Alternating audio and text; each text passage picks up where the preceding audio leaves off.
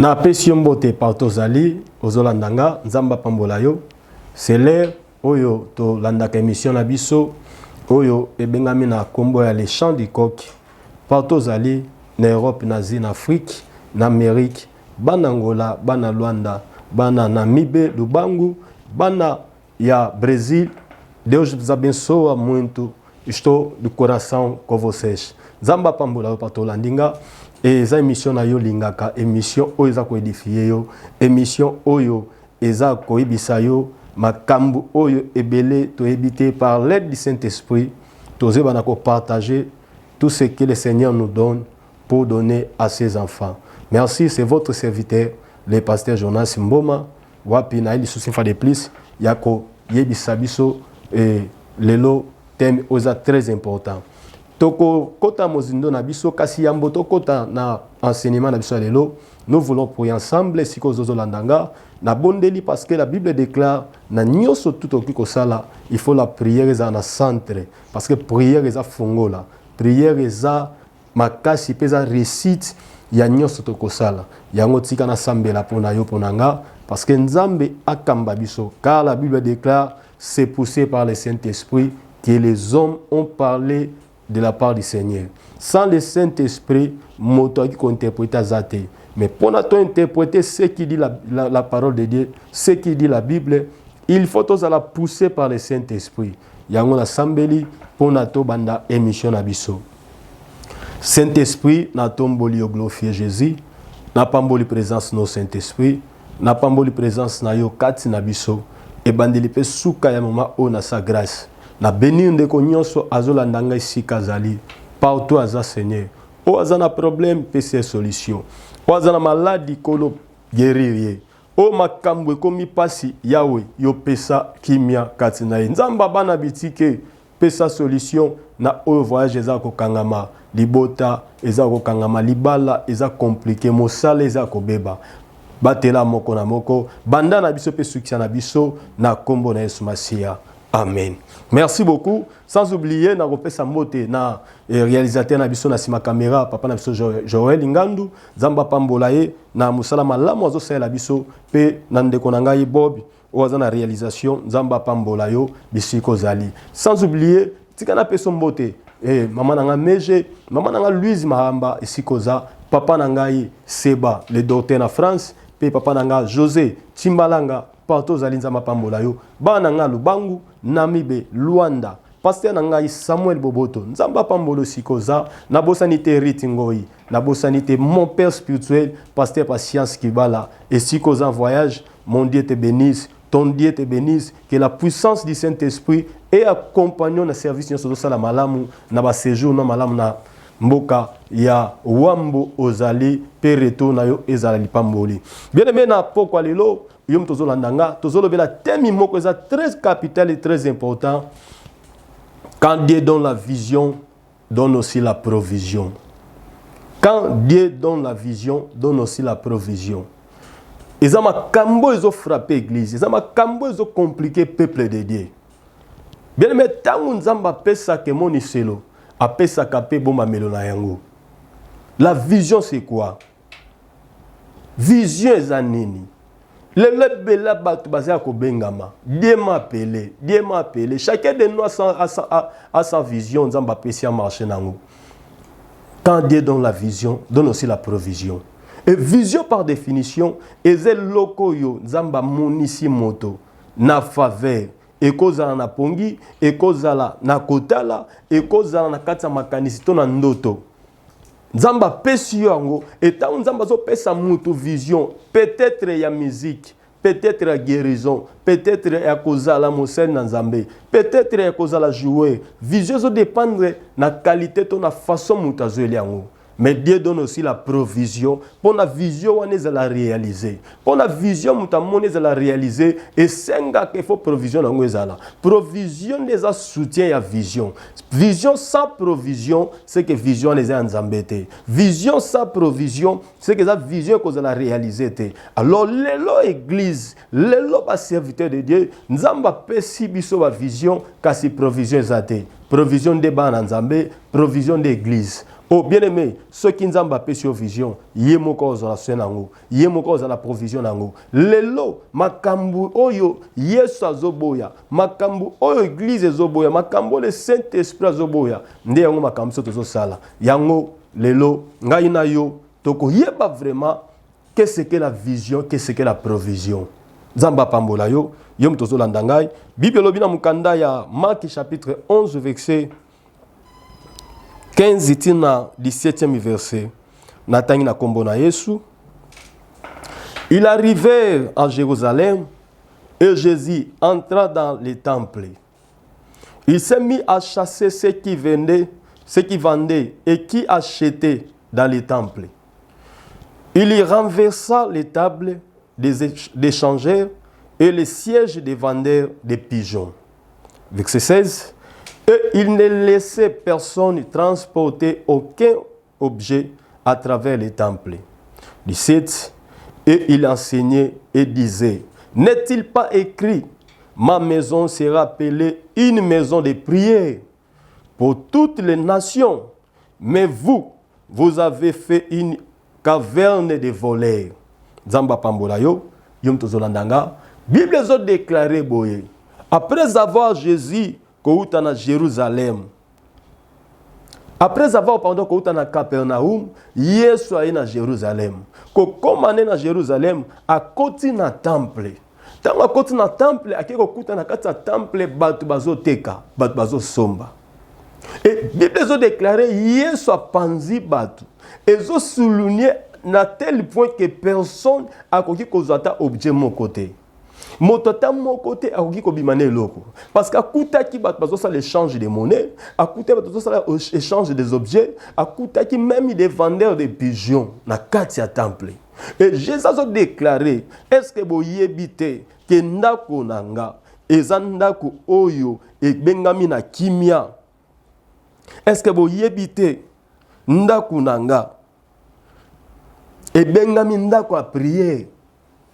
Mais lelo bo komisiango maison d'échange. Bo komisiango wenze. Bo komisiango sika wapi mbongo ezo circuler. Bien aimé tika na yebisayo. Quand Dieu donne la vision, donne la provision. Lelo église nazo lobela, eze église na yo, eze sika yoza. Est-ce que eza permis na pasteur ateke loko na kati église? Est-ce que eza permis toute fonction de Dieu? Tant tozoloba pigeon c'est le Saint-Esprit parce que la Bible déclare ceci. Yesu zoloba, j'aimerais mieux que vous allez doux comme la colombe, prudent comme le serpent. Quand on parle de la colombe, quand on parle de la pigeon, c'est simplement c'est le Saint-Esprit.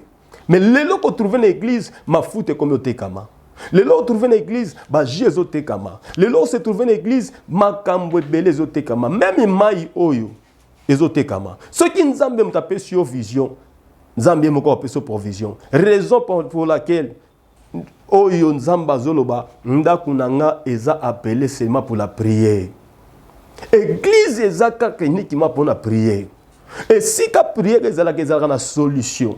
Et si ka prière ezalaka moto nyonso zokalika mwaza nango besoin. Solution ba problème na yo bien aimé na prière. Bible zo déclaré dans Mukanda Philippiens chapitre 4 verset 6. Bible zo dans toutes sortes faites connaître vos besoins à l'Éternel par des prières, des supplications, des actions de grâce. Bible dit que non ba problème nous anango pesa mbongo ba pesa mafuta ndeko pakola yo ekobiki so non. Bible zo bana mukanda Jacques soki moto azobela bo meme pa ba pakalingomba ba kopakola mafuta ba ko prier pour ye pe ya kozalobiko. Mais lelo église komi koteka. Lelo église komi kosomba. Lelo pasteur outi Jérusalem ena mabele te mabele oza Jéricho mabele oza Jérusalem mai oza Jourdain pesa 200 pesa 500 pesa $100 mulangi oza na $100 mulangi oza na $500 et yozo ke kosomba oza ko bosa nete Yesu abengana ka batu moko basala ki temple marché basala ki temple sika wapi bazé ko teka. Les lots comme qu'on vivre un scandale aux impossible en l'église. Bien aimé tika na ibisayo. Peuple de Dieu si cause sengelo telema. Eza soutan yo ou menakati aventure. Depo banda ko tambela ti lelo. Depo banda ko somba ti lelo. Ni nezo changer na vie na yo. Bato bakoma ko tuno tango zaka na yo ko to les bandes zalaka bien. Mais depo comme ko sambela beaucoup de problèmes comme ko surmonter na vie na yo. Tant que tu as na masanga ezalaka bien. Or que Bible a déclaré, ce qui moto a longwe na mokila na Christ a commis que la moisika. Nyon son avine comme une nouvelle. Bon moinaye, il faut changer catégoriquement. Et ça son attaque à quoi forcer. Te mouta ko tindi côté. Car le matin qu'on dit Jésus Christ vient à changer. Mais jusqu'à présent, vient ce qui n'a pas complication. Parce que nyon se pose en eux bon. Même il a prophétie comme il y a bon. Pasteur Azola qui a vision, il a une enveloppe. Pasteur Azola qui a vision, il a une prophétie oyo, au fond il a bandi na 500, au fond il a bandi na 700, au fond il a $100. Yaya, yozo qui a gratuitement. Nenge nini biso to komi ko pesa ombong. Ce qui Bible a déclaré, oyo bozu gratuitement, bo pesa ngope gratuitement. Mais à la façon église lelo yango zo mon avancement na Congo ezate à cause ya makambo zo sama na kati église. L'église à Congo est comme parmi les églises faibles. Pourquoi? Parce que l'église wana est comme liée ya marché, et comme sika ya musique, et comme sika ya makambo kidi. Mais pasteur azotele melali kelemba. Mais yé pasteur on azotele melali kelemba. Cercle li kelemba za mabe, mais yé mutazote ki sabat, azoteke la bat ba huile. Yé mutazoteke la batu ba mai. Yé mutazoteke la bat ba ji. Soki nzamba pesa ki o vision, bien na boyite. Kosela mafuta mai. Mais yé sanga nzamba pesa o vision. Yo olala ki ozi vision. Soki nazwe loko yo na sangisi na oyo na pesi mutameli mutana ko bika nzambe mutapesi o vision wana tangu nzambe pesi ko vision yo pesa ki nzambe nini bien aimé tuna nanu chrétien lelo telema chrétien siko zolanda nga telema kozala kaka te muta oui non oza mondimi te kaka kondima ndima te oza mondimi faut poser question. Pierre azotambola na Jésus malgré tous ces miracles Jésus opéré mais Pierre a dit non tozolanda yo tokozwa nini. Il faut poser sur les questions. Comment ils ont semblé sans poser des questions? Pierre a dit to landa yo to comprendre. Moi j'ai des enfants. Nastiki bananga. Naziana musa nanga j'ai laissé. Ozolo bakaka tata wazawapi. Expliquez-nous d'abord papa wazawapi. Exode chapitre 4 verset 10. Bible zolo baboye. Moïse dit à l'Éternel: Ah, Seigneur, je ne suis pas un homme qui a eu la parole facile. Et ce n'est ni d'hier, ni d'avant-hier, ni même depuis que tu parles à ton serviteur, car j'ai la bouche et la langue embarrassées. L'Éternel lui dit: Qui a fait la bouche de l'homme et qui rend muet ou sourd, voyant ou aveugle? N'est-ce pas moi l'Éternel? Va donc, je serai avec ta bouche et je t'enseignerai ce que tu auras dit. Bien-aimé, Zamba bengi Moïse. Apesi Moïse vision. Il y a libérer le peuple Israël. Moïse a dit sans Zamba lobi Seigneur. Nazam moto na la facilité langage te. Nazam moto na yebite lobi nango kolobate même lelote. Et Nzamba za ko confirmer Moïse. Le kolangam na pesio vision ngana kozala na yo. Ezanga nzambe question nzambe azotu na Moïse. Est-ce que zanga te mutu na pesa ka mutu maloba pe na komisaka moto baba? Toko monisa moto toko kanga moto miso. Bien mais ce qui nzamba pesio vision, ce qui ozotambola na vision nzambe, ezan importance cité yo luka mindondo. Nzambe ye moko peso provision. Nzamba zepsa Moïse ngana kozala na yo. Ngana za provision na vision na pesio. Ezan a besoin de Moïse luka ba garde côté. Azape na posa te azwa ba pakamayele te. Parce que le kola muta pesie vision nzambe, ye moko nzamba za provision na ye. Yona na peso vision. Nde église comme provision na yo. Nde bandimi ba comme provision na yo. Yo la lozi vision, vision ozi réalisation na ngone na mbongo bandimi. Est-ce que bango ne ba lotsa ki ndoto? To muto apesa ko ndoto wana muto apesa ba prophétie wana. Ofuta ki mbongo. Ozi gratuitement vision, ozi likabu ya prophétie gratuitement, ozi appel en Nzambe ya ofele, osale forte, il y a des faux alaka voyou, il y a des faux alaka musicien, il y a des faux alaka moto, zaka na tina te na société. Nzamba pesi yo vision, nzamba pesi yo valeur. Mais lelo valeur ango bato komoni comme les églises. Pauvre maman, pauvre bandimi wana. Ya kolia na bango eza pasi mais faut ba luka moyen ba sombaka. Ba mafuto yo zo uta na ngombandaka. Donc yo faut te que la bango biloko yo zo sangisaka o nzamba talisi yo. Nazo peki sote koloba on nzamba lobite. Mais ceux qui nzamba pesi ofele bien aimé. Peuple de Dieu partout bozolandanga. Eza moment ya yo telema. Longwa na calcul politique, o telema kana politique ité. Politique na zolanda zo discret pendant que la parole de Dieu se prêcher na totalité na ngote. Pendant que l'église comme wenze. Oyo comme sika ya koteka biloko nyonso. Yesu aza suwana te.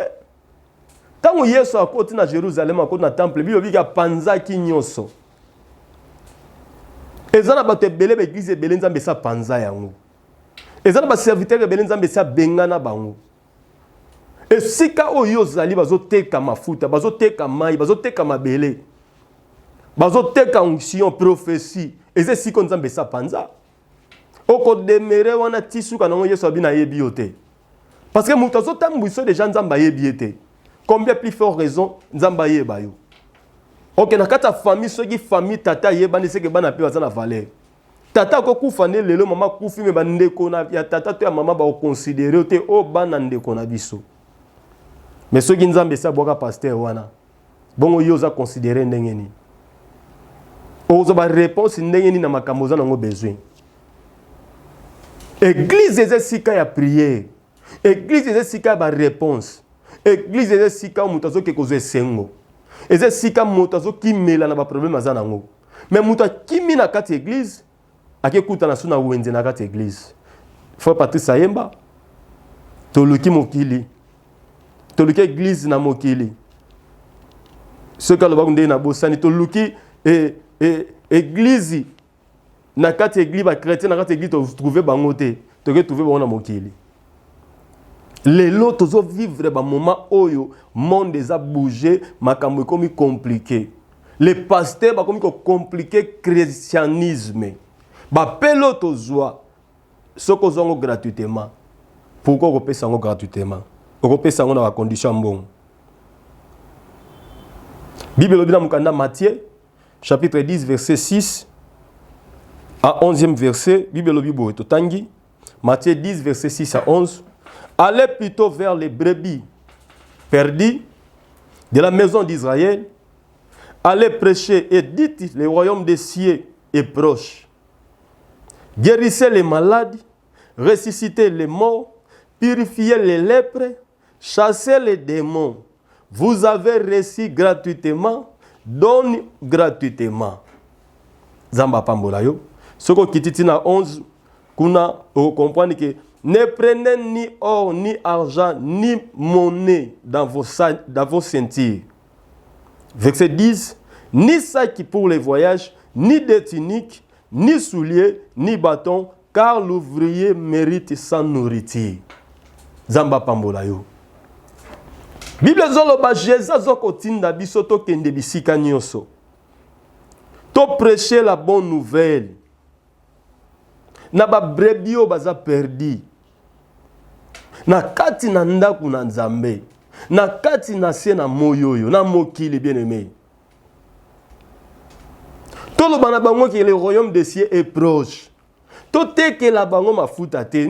Dieu nous a pas envoyé pour vendre onction te. Nzamba tindi biso te pour te vendre prophétie non. Mais pour nous guérir qui sont malades, et ça n'a pas été belé, ça n'a maladie bien aimé. Moto azo bela ça n'a problème, ça n'a maladie. Mbongo qui ça zo zoate. Yo yebi ke mafuta soko pakoli akobika. Parce que c'est ça la Bible déclare ceux qui moto azo bela bo pakole mafuta bo sambele nzamba kobika. Yo bi fa pe sambongo. Parce que ye moto azana mbongo te azo bela mbongo ngo zango wapi. Mais pendant que yo zana onction, oh yo soko poser maboko likona bike sili. Notre mission c'est ça. Mais l'autre comme côté que na batu guérison. Mais nzamba zolo ba yeto zui yango yo ofele, to pesa pe ofele, muto me mata mbongo te, ça veut dire ko me mata likanisi ya mbongo te. Ni likanisi ya o ke sika nazo kende, so na sambeli mutu na kozwa mbongo, kozala tala ide wana te. Mais lelo c'est le contraire. na bakoya ba wenze nyonso ba prophète na ba bafle omoni ba prophète na ba bafle bazoteya suka nango eza mama téléphone wana eza mabe seri yo kombo no bosa leka kya kongola ki ba kombo boza wana azotuna tuna ba kombo yo zo pesa po yibito zipe mbongo nyonso pesi sima nango lobi ke e boka lipa no na mai lobi okozwa nana yebiso lipa waso boka na mai lobi okozango lipa yo saka na lipa na mai parce que mal interprétation ya ngunde zo bomo chrétien yo moko zo bunga parce que tu manques la connaissance. La Bible déclare mon peuple périt par manque de connaissance. Ce que la connaissance c'était nyo ce que ya que ça la melayo. Nyo ce ba no zaka oui oui. Est-ce que vous aurez terre ko fond la Bible pour autant ngapé o yeba pe. Est-ce que vous aurez terre vraiment fandi que té est-ce que verset o ndenge pasteur a lobi za la bongo ou pas. Jésus zolo babozi ofele bo pesa ofele. Bien aimé, yom tozo landangai. Yom tozo occasion boy.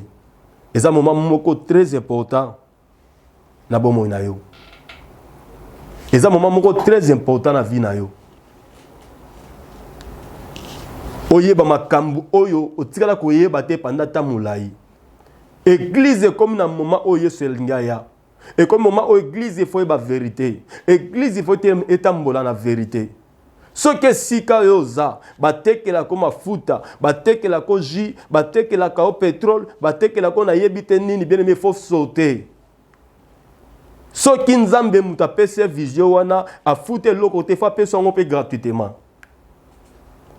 Ce qui nzamba pese vision bien aimé, nzambe yemoko pesa ba partenaire o ba nosomba biloko wana. Parce que quand Dieu donne la vision, donne la provision. Nzamba epsi Moïse ngai na kozala na yo.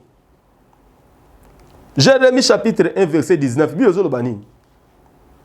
Bako salo bitumba bako longo te. Pourquoi? Parce que nganzambe na ozala na yo. Ezata ke ba longo parce que oza makasi te. Bitumbe koya. Vision na pesi eza bitumba. Provision ngani na olongisa yo. Mais lelo, eza le contraire. Il y a autre monde dans l'église. Ils ont le contraire. Autre monde dans la Nzambe. Ils ont le contraire l'interprétation évangélique. Tous ont interprété le contraire. Parce que nyonso autre zoloba yoza enseigné na yangote. Oza assis na ngote.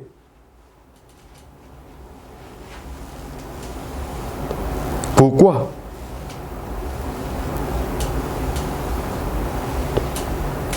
Bien aimé, et comme étant un tel élément, où est la vérité, et si quand une vérité zali, vérité za na Saint-Esprit. Ceux qui m'ont rempli du Saint-Esprit, ne motoana koyeba, est-ce que c'est vrai? Amen, on a zoganga. Et ça amen ya amen, ou bien ça amen en dengenin. Pesanga amen a bien au télémé au gangi amen. Bien aimé, quel que soit pesanga mena bien ko pesanga ngome ceux qui makamuna na zolo ba yo ozana ngote eloko esala mezate. Amen ezate que non makamula ti nzoto non. Eza makamonga na lobi ezo esika na vie na yo. Eza likamanga na forcer yo te. Eza likambu yo sala makambo eza poussé par le Saint-Esprit. Eza makambu yo sala onga na zoti ndote eza poussé na esprit na ngate na volonté na ngate.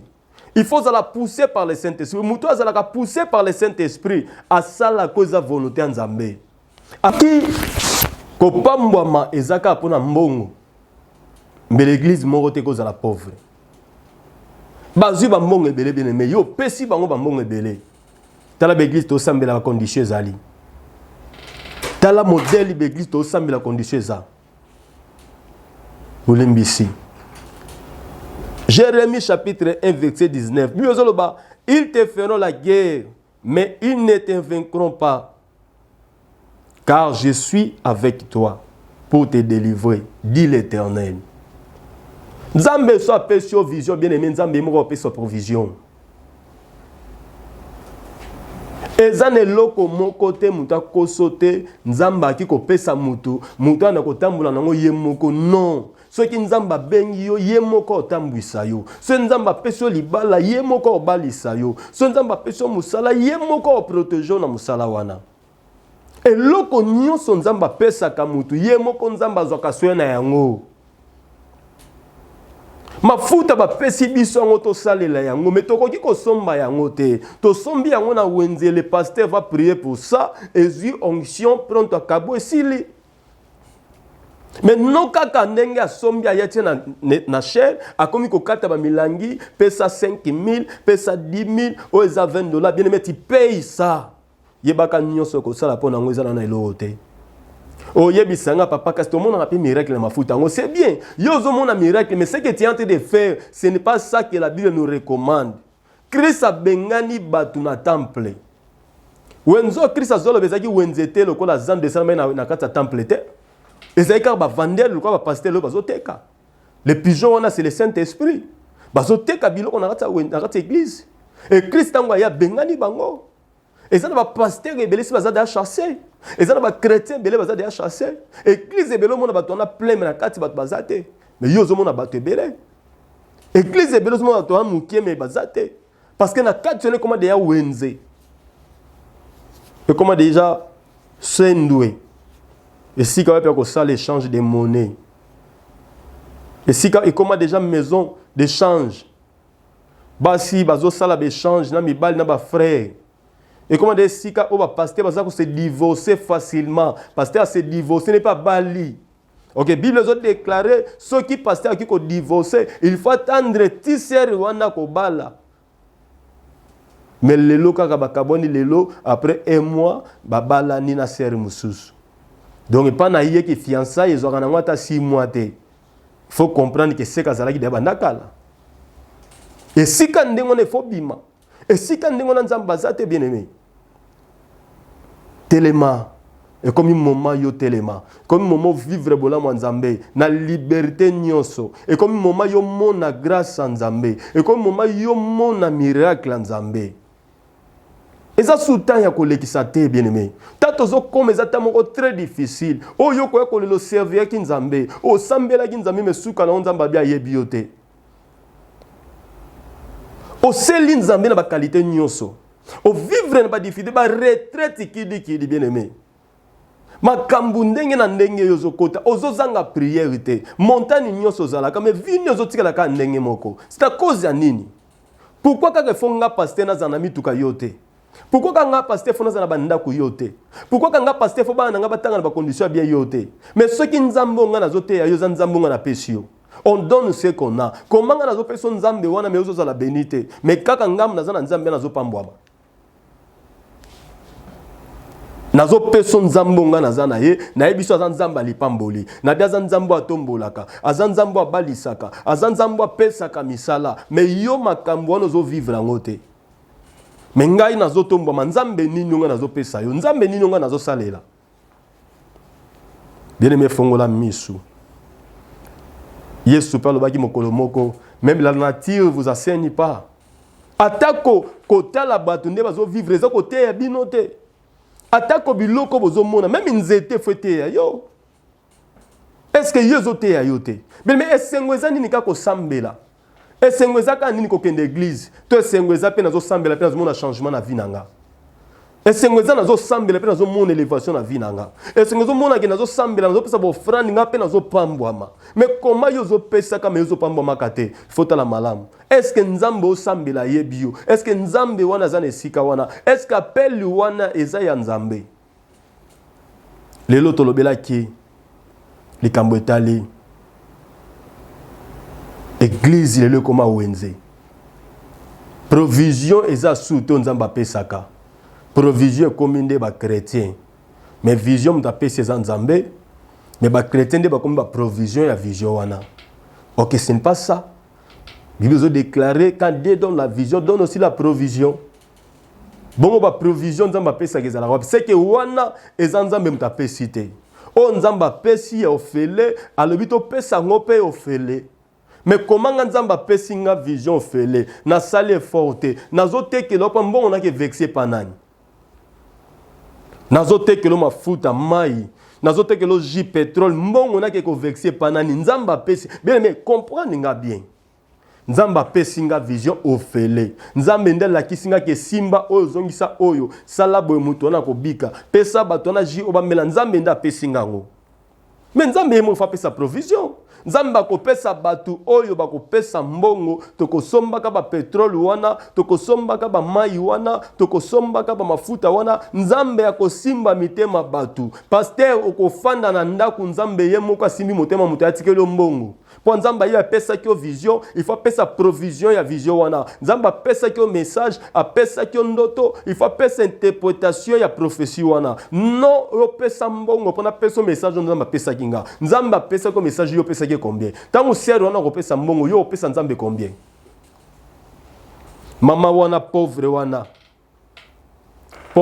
mama wana tango opesa mbongo wana akembango kozelaka yo za na message faut pesa ye yaza na mbongo te il faut kende ko luka pendant ta nyonso wana likambo ekomi na vie na ye après lobi kema église bozo kanga te na epse bino nzamba pesa inga message mais message yango bino boyoka kinga te bien aimé tika na yebisa yo soki nzamba benga yo ozana droit ko pesa onyo nzamba pesa gratuitement.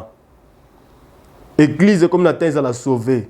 Peuple de Dieu bazana taba koma ba vivre bola moi Jésus-Christ. Moi je crois au miracle. Ma foi est basée dans les miracles parce que nazana kata descendant ya miracle.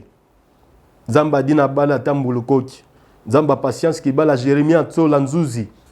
Nzambe oyo abenganga nzambo abisinga na yebiso bien aimé tozana terre ko vivre vérité en totalité tozana tenter ya ko pesa bino biloko ya mike chrétien il faut vivre bolam il faut vivre vérité en totalité bien aimé le temps où tozo vivre temps comme mauvais makasi tant auto vivre ça sous tension retardé et à sous la tant tambola malembete et à sous la tant ça sous aventure qui comédien comme na carte église c'est trop bien mais ozo vivre makambo to salama ba pasteur bazo swana bazo bunda bazo fingana na ba télévision bien aimé ozo se katango ta na makambo ndengo wana mais ozo bossa na keza tant au bible lobaki au dernier jour tande yango 2 Timothée chapitre 1, verset 3. Toujours chité wana. Tant commis, tant commis compliqué. Tant moko compliqué. Tant moko compliqué. 2 Timothée chapitre 3, premier verset.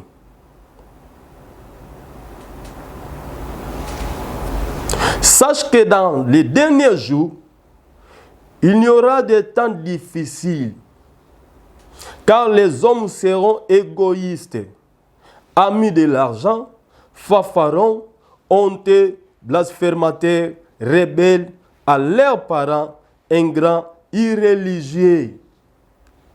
Bien-aimé Nzamba Pambola yo, ici qu'on allait, tant commis, tant moko compliqué église. Tous les temps où ils sont égoïstes, les pasteurs sont égoïstes, les peuples de Dieu sont égoïstes, tant où ils sont égoïstes, tant où ils sont égoïstes, ils sont rebelles na parents na bango, tant où mokili et comme na ba vie moko ya lolendo motane loko te comme na orgueil moko impossible. Na kati na église kondongana, na kati na église pasteur ko swana, ko makambu ya mabe komi. Parce que tu comme na tamoko ya risque, tamoko de santé comme makasi bien aimé. Longo na distraction. Est-ce que ça les nzambe pour na lobo pedre? Ba mafuta nyoso yo sombi, ba mai nyoso sombi wana e pesio nini. Tozana ta ya parole, montre-nous l'Éternel, montre-nous papa. C'est ça que nous avons besoin. Tozana besoin aussi ya mafuta te ya mai te. Maïs c'est bien, ma fouta c'est bien. Et ça qu'on accomplit la parole de Dieu. Mais on a posandé la parole. Bien aimé, tant difficile y a un autre commis. Na lingi kana réveillé na onzamba pesinga. Et ça poussé na maili na ngate, mais poussé par le Saint-Esprit. Yom tozo landangai. Est-ce que c'est vrai? Il faut to somba ma fouta. Est-ce que c'est vrai? Il faut to somba ma belewana. Est-ce que c'est vrai? Il faut to somba ma yuana. Est-ce que ça commercité au biso va passer to sala pona bino? Est-ce que ça wenzete au to kotisi na kati église? Est-ce que Yesu na panza église na bisote? Parce que panza pe temple wana na Jérusalem. Parce que wenze kote na kati église. Parce que Mais change de monnaie côté dans cette église. Et aujourd'hui, tozo vivre ba moment wana. Papa, yom tozo landanga sikoza telema. Et comme un moment yo telema. Parce que Bible zo banam kanda Joël chapitre 2 que au dernier jour je répandrai mon esprit sur toute chair. Ezaka kabiso tende toko lobela makambo. Ezaka biso te ba pastene toko te makambo. Mais yo peso telemi. Ce qui Saint-Esprit pousse yo, on comprendre que oui, c'est vrai. Makambo mo sena nzamba zoloba. Eza souta yango te to mériter yango. Il faut te rejeter biloko wana bien aimé. Ce qui nzamba pesa ke vision wana ofele, il faut pesa biso yango ofele. Toki ko somba na kati église ba somba kate ba te kakate. Ezane loko moko te tozu gratuitement o toko pesa bino. Ezane loko moko te na kati na pe. Bien aimé église eza compagnie te. Église, il faut une gestion, c'est bien. Mais ça compagnie, tes entreprises, ils ont engagé bateau, tes photos, tes capotes, non. Si nous avons besoin de vendre, de former ma boutique, ma cantine, de chercher ma boutique par-ci par-là, là, ça les autres salama. Mais où est la onction, où est la vision, jamais qu'on a la vendre. Mais l'église, les a placés au biso tozo teka, les esika oyo, batbazo somba, les esika oyo pesa 5 ça tu seras béni. Bien aimé. Pesa 5 ça sera béni ko pesa nga nazo komaka na mbongo yozo tikela ka pauvre nde sika po tourner est-ce que nzamba yebinga te combien de retraites ozo sambela combien de fois ozo kota ba prier ozo lela est-ce que nzamba yebinga te nzamba oyebo ndenge ni église place ozala ka ese panzana nzamba oyebo ndenge ni soki makambo ozo sana ngwana moto azo kamba vision wana ya zoki na ndenge na ngozo teka vision nzamba pambolo siko zo landa ngai na linkara une fois de plus au téléma au changer modèle na yo au tellement poser question bien mais l'église c'est une école aussi quand tu dois apprendre tout n'a pas cette question est-ce que c'est vrai il est écrit to somba mafuta est-ce qu'il est écrit ma belé pasteur a le pouvoir ya kozwa même mungu asambeli yango apesi sala bozongi sabo e kozwa yesike kozwa misala e kosala makamuna yango Zomai oyo mais la salabo ozaki na libo pasi ko mais elobi teke to pesa mbongo moi je suis là pendant ko biso ke ko sombe lo côté na quatre église dans le biso ke lamba ce qui calendrier c'est normal mais où il mafuta on ne c'est ça un signe spirituel ba signe messianique on ça ba symbole messianique jamais cause à la vandi parce que l'Éternel a pesi yango na biso comme symbole oyo soko déclaré au sambeleli pezwe sika na kati ya bato bien aimé moment oyo za moment ya ko pesa mokongo na politique ya ko tala chemin de l'Éternel ya ko tala est-ce que c'est réellement tozo marcher na nzambe longo est-ce que réellement toza na nzambe kati na biso nzamba zo tambo na biso to komi na tamoko oyo fo réussir bien aimé onyo kwa mitango molai o souffrir tango molai yom tozo landa ngai te koki yo telema o longo na kati ya difficulté o longo na kati ya kozanga boyebi o kota na kati ya vérité bien aimé vérité c'est Jésus-Christ vérité aux la libre totalité nzamba lingi aux la libre totalité aux la sauver na misana onyoso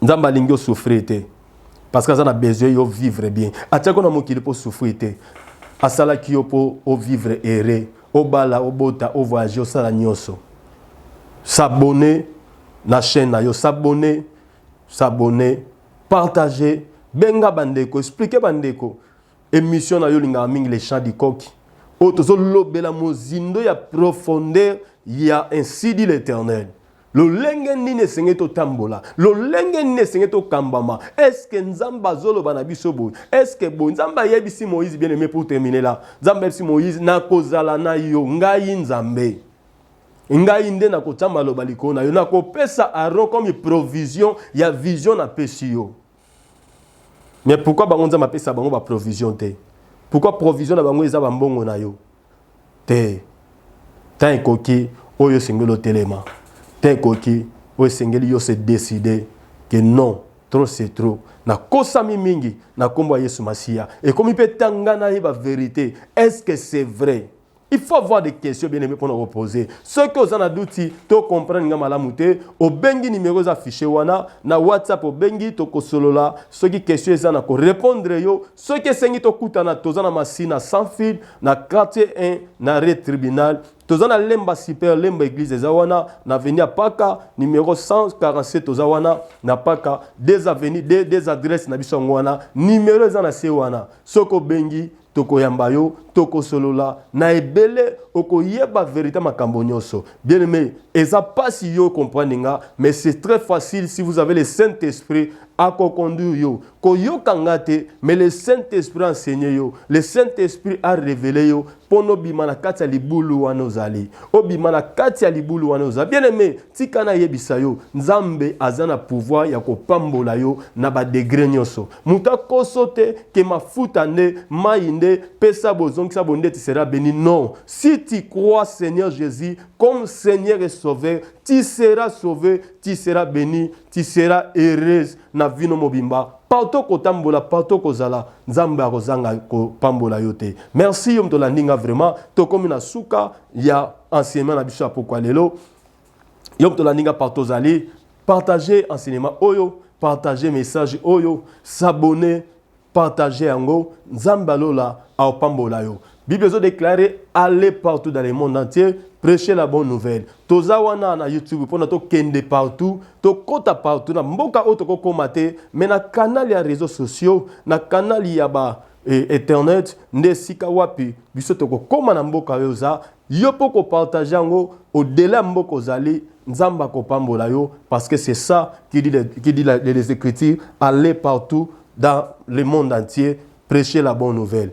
Nzamba pambolo bien-aimé, toko na suka, toko suki saboete sana remercier, batu nyonso basista ki biso, batu nyonso baso pambwama na musala oyo, na pamboli mama nanga Brigitte Kiolo, bisika zali, nzamba pambolo yaya, nzamba pambola yo, ozana motema, na pamboli Dede Kiolo, na pamboli nyonso baza kolanda biso, partout bozali, pasteur Jean-Claude Mboma, na mboka na mibe na église mère, na pamboli pasteur Camille Mpeti et Sikazali Namboka Luanda nazangi te ko pambola pe mon frère mon ami à moi Trésor Ngebo et Sikazali Nzamba pambola yo frère nanga na ba soutien na nyoso sala et puis na bosanité mon frère à moi propre et Ngebo ya et Sikazali Nzamba pambola yo loto Ngebo siko Nzamba pambola kanisela yo Nzambe vraiment soutenir yo na musana yo partout bozaba na Nzambe bana ministère amen Jésus Christ Dieu na linga bino mingi papa ela tozo sala ka musalo botinda ngana sala Nzamba kanisela bino partout bozali Nzamba kanisela bino dona Fatima Nzamba pambola yo na pamboli bino boza ebele liste za mulai kasi Nzamba pambola bino bozana ngelongo Nzamba zana biso vous connaîtrez la vérité et la vérité vous affranchira. C'est par là que tout est fait na programme na biso lelo tozana ensemble benga biso kota partager s'abonner massivement Nzambe nanga akopambola yo na kombo na Yesu Masia. Amen.